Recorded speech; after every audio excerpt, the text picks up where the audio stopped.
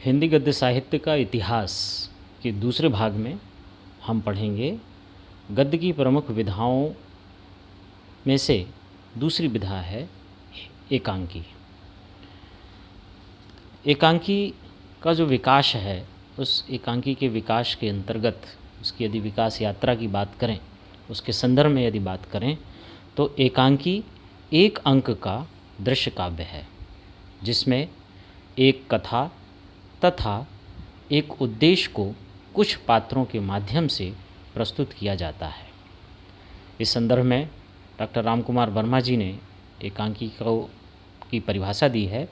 वे कहते हैं कि एकांकी में एक ऐसी घटना रहती है जिसका जिज्ञासापूर्ण एवं कौतूहलमय नाटकीय शैली में चरम विकास होकर अंत होता है। फिर से, एकांकी में एक ऐसी घटना रहती है जिसका जिज्ञासापूर्ण एवं कौतूहलमय नाटकीय शैली में चरम विकास होकर अंत होता है। एकांकी का प्राण तत्व है संघर्ष। संघर्ष से ही नाटकीयता का सृजन होता है। हिंदी एकांकी को नाटक से अलग अपना स्वतंत्र अस्तित्व स्वीकारने के लिए बहुत संघर्ष करना पड़ा। सन 1935 में भुवनेश्वर स्वरूप के कारवां द्वारा एकांकी का रूप स्पष्ट हो गया। हिंदी एकांकी के विकास क्रम को विद्वानों ने अनेक प्रकार से विभाजित किया है, परंतु सर्वमान्य रूप से इसके क्रमिक विकास को 4 भागों में विभक्त किया गया है। पहला, भारतेंदु द्विवेदी युग 1875 से 1928 ईस्वी तक। दूसरा, प्रसाद युग 1929 से 1937 ईस्वी तक। तीसरा, प्रसादोत्तर युग 1938 से 1947 ईस्वी तक। चौथा, स्वातंत्र्योत्तर युग 1948 से अब तक। हिंदी एकांकी के विकास क्रम को व्यवस्थित तरीके से चलाने के लिए, बनाने के लिए कई विद्वानों ने अपने अपने मत दिए और उन मतों का एक सर्वोपरि परिणाम निकाल करके एकांकी को 4 चरणों में बांटा गया। जिसमें से प्रथम चरण में जो बात सामने आई, जो लोगों ने एकांकी के बारे में स्वीकार की बात को और अपने तरीके से उन्होंने जो बात या विचार कही, उस संदर्भ में लेखकों का मत था कि इस युग में भारतेंदु प्रमुख एकांकीकार के रूप में स्वीकार किए गए। किस युग में? प्रथम चरण में। सर्वाधिक एकांकी भारतेंदु ने प्रस्तुत किए। इस युग के एकांकीकारों ने प्रचलित परंपराओं, कुप्रथाओं और सामाजिक समस्याओं को आधार बनाकर एकांकी लिखे। इस युग के प्रमुख एकांकीकार हैं काशीनाथ खत्री, बालकृष्ण भट्ट, राधा कृष्ण दास, राधाचरण गोस्वामी, अंबिका दत्त व्यास, प्रताप नारायण मिश्र, किशोरीलाल गोस्वामी, देवकीनंदन खत्री, अयोध्या सिंह उपाध्याय, हरिऔंध आदि। दूसरा चरण, इस युग के एकांकी प्रसाद के एक घूंट से प्रारंभ होते हैं। इस युग में पाश्चात्य शैली का अनुकरण किया गया। समाज की तत्कालीन अवस्था का चित्रण इस युग के एकांकियों में मिलता है। प्रसाद जी द्वारा रचित एकांकी सज्जन, कल्याणी, परिणय, प्रायश्चित आदि हैं।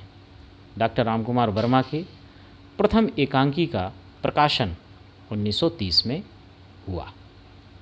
बद्री नारायण भट्ट, सुदर्शन, राधेश्याम मिश्र एवं जीपी श्रीवास्तव आदि इस युग के प्रमुख एकांकीकार हैं।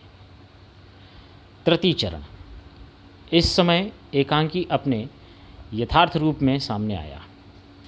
युद्ध की विभीषिका तथा बंगाल के अकाल ने एकांकीकारों को झकझोर दिया था। एकांकी में संकलन त्रय को भी महत्वपूर्ण माना जाने लगा था।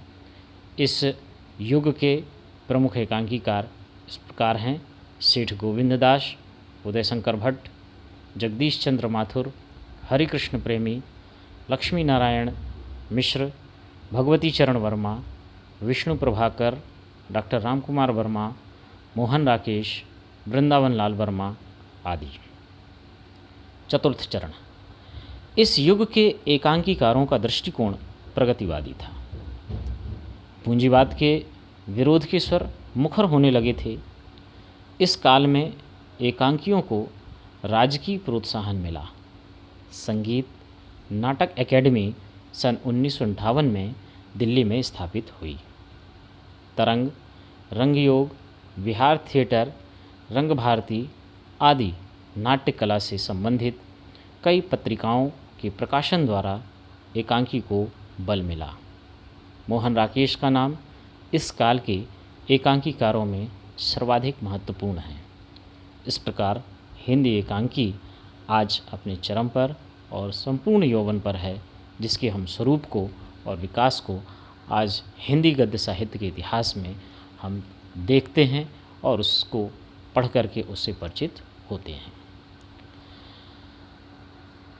अगला है एकांकी के तत्व।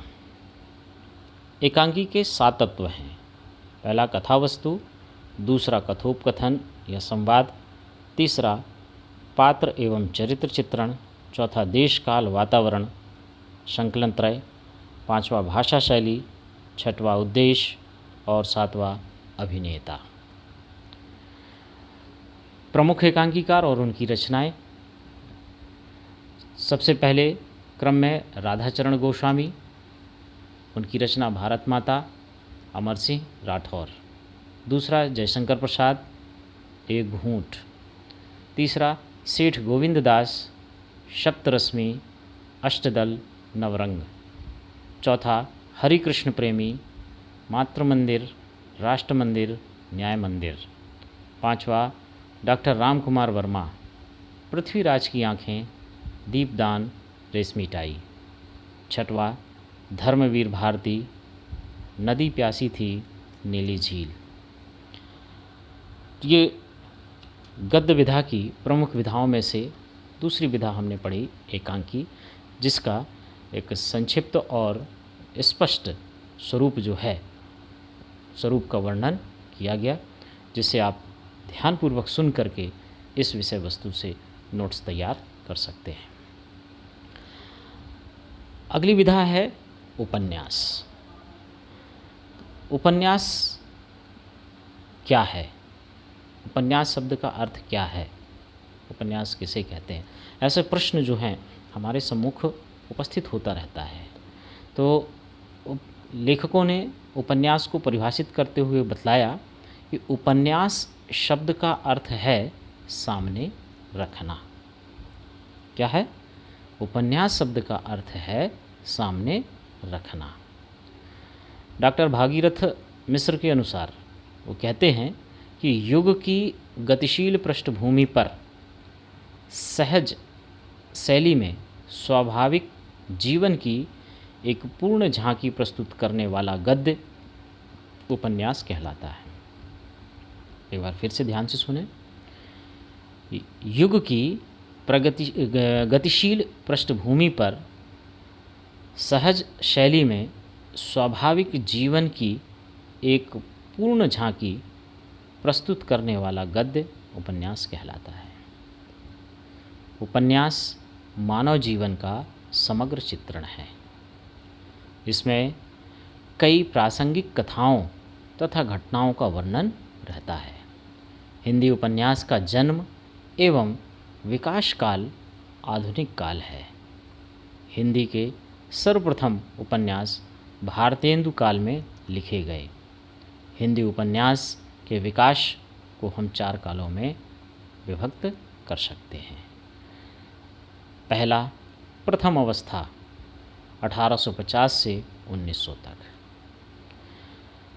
इस अवस्था में कुछ आलोचक इंसाल्लाह खां द्वारा लिखित रानी केतकी की कहानी को हिंदी का सर्वप्रथम लघु उपन्यास मानते हैं, किंतु आचार्य रामचंद्र शुक्ल ने श्रीनिवास दासकृत परीक्षा गुरु को हिंदी का प्रथम उपन्यास माना है। इस काल में कई उपन्यासों का अनुवाद भी हुआ। इस समय पाठकों में ऐतिहासिक एवं सामाजिक उपन्यासों के प्रति रुचि उत्पन्न हुई। द्वितीय अवस्था सन 1900 से 1915 तक। इस युग में मौलिक उपन्यास लिखने वालों में देवकी नंदन खत्री का नाम अत्यंत महत्वपूर्ण है। उनके चंद्रकांता संतति, नरेंद्र मोहनी और भूतनाथ आदि प्रसिद्ध हैं। इनमें अय्यारी तिलिस्मी घटनाओं का समावेश है। राधा कृष्ण दास ने तरुण तपस्विनी तथा रज़िया बेगम, हरिओंध ने ठेठ हिंदी का ठाठ और हिंदी का रहस्य तथा आदर्श दंपत्ति उपन्यासों की रचना की।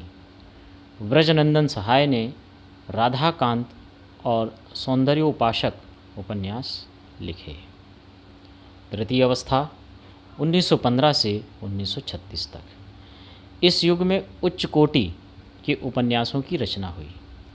परवर्ती काल के उपन्यासों से प्राप्त अय्यारी, तिलिस्म, चमत्कार, प्रेम, धार्मिक उपदेशों का अब कोई महत्व नहीं रह गया था। प्रेमचंद इस युग के अग्रदूत तथा उपन्यास सम्राट थे। उन्होंने आदर्श और यथार्थ का सुंदर सम्मिश्रण किया। सेवा सदन, प्रेमाश्रम, रंगभूमि, गबन, कर्मभूमि एवं गोदान आदि उनके प्रसिद्ध उपन्यास हैं। प्रेमचंद के अतिरिक्त इस युग के प्रमुख उपन्यासकार प्रताप नारायण श्रीवास्तव, भगवती चरण वर्मा, चतुरसेन शास्त्री, जैनेन्द्र पांडे, बेचन शर्मा उग्र, जयशंकर प्रसाद आदि हैं। चतुर्थ अवस्था सन 1936 से अब तक। इस युग में मार्क्स के भौतिकवाद तथा फ्रायड के मनोविश्लेषण का विशेष प्रभाव पड़ा। इस युग के उपन्यासों में प्रगतिवादी विचारधारा का स्पष्ट प्रभाव परिलक्षित है। इस युग में यशपाल के दादा कामरेड, झूठा सच और दिव्या, राहुल सांकृत्यायन के वोल्गा से गंगा जैसे महत्वपूर्ण उपन्यासों की रचना हुई। अमृतलाल नागर, नागार्जुन, रांगेय राघव, उपेंद्रनाथ अश्क, मालती जोशी आदि ने सामाजिक विषमता तथा दरिद्रता का बहुत ही विशद एवं मनोवैज्ञानिक चित्रण किया है। उपन्यास के तत्व। उपन्यास के 6 तत्व माने गए हैं। पहला कथावस्तु, दूसरा पात्र एवं चरित्र चित्रण, तीसरा संवाद या कथोपकथन, चौथा भाषा शैली, पांचवा देशकाल या वातावरण और छठा उद्देश्य। शैली की दृष्टि से उपन्यास के भेद बताए गए हैं, जो हैं 4। पहला आत्मकथात्मक शैली, दूसरा कथात्मक शैली, तीसरा पत्र शैली, चौथा डायरी शैली। अध्ययन की सुविधा से की दृष्टि से उपन्यास के भेद जो बताए गए, उसमें भेद हैं मनोवैज्ञानिक उपन्यास, जिसके लेखक जैनेन्द्र कुमार और अज्ञेय, जिनकी रचना है उपन्यास के नाम कल्याणी, परख, त्यागपत्र। शेखर एक जीवनी, नदी के द्वीप, अपने अपने अजनबी।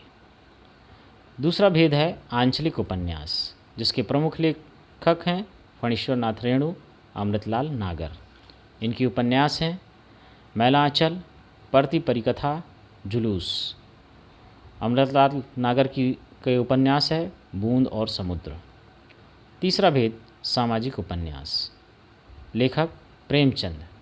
उपन्यास गोदान, गबन, निर्मला सेवा सदन।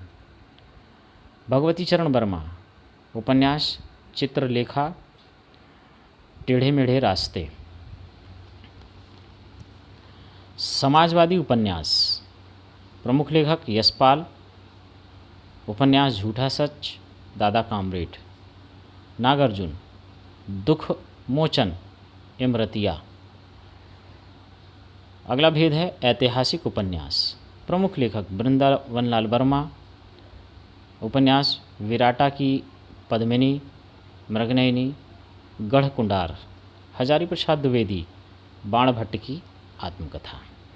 तो इस प्रकार हमने हिंदी गद्य की प्रमुख विधाओं में से आज हमने पढ़ा एकांकी और उपन्यास को। इन दोनों विधाओं की विषय वस्तु को यहाँ पर स्पष्ट किया गया है, वर्णन किया गया है, जिसे आप सुन करके इसे ध्यानपूर्वक सुनेंगे और विषय वस्तु से संबंधित नोट्स आप तैयार करके अपनी कॉपी में लिखेंगे।